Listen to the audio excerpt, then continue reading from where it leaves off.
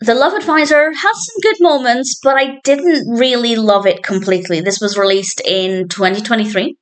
This is, of course, a Real One film, and it's directed by Bruno Hernández and Damián, written by Amanda Barnes, with a cast including Rachel Vallori and Tyler Harlow.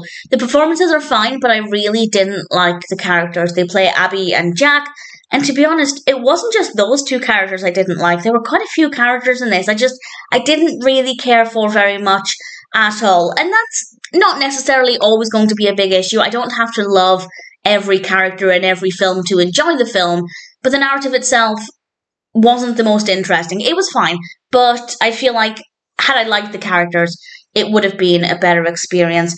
Abby works for this podcast, and a journalist comes to write about it, and he meets Abby, and, well, as you can imagine, it's a Real One film, so you can kind of imagine what happens afterwards. The concept is fine. It's really not the most fascinating, but in general, I guess it works. There are some Real One films where the narrative is pretty simple, pretty straightforward, isn't maybe the most interesting, but the characters are really likable, so it's okay.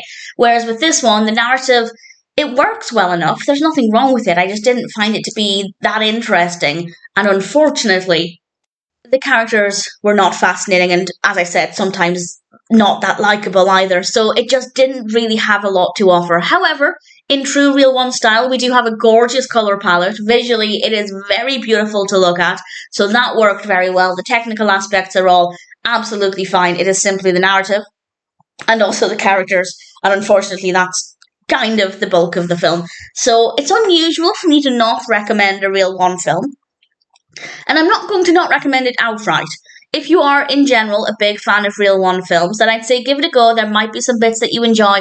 Maybe the characters will appeal to you more than they did to me. But in general, if you're just looking for a good film recommendation, a nice story with some likable characters, then I'm not really going to recommend it for that. So if in general it seems like your kind of film and you like Real One, then give it a go.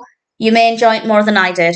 But if you're just looking for a decent film, then I'd say there are many, many Real One films that I'd recommend before this, and many films in general, of course. So visually really beautiful, an okay narrative, but not the most interesting. But unfortunately, we have some characters that I didn't really like.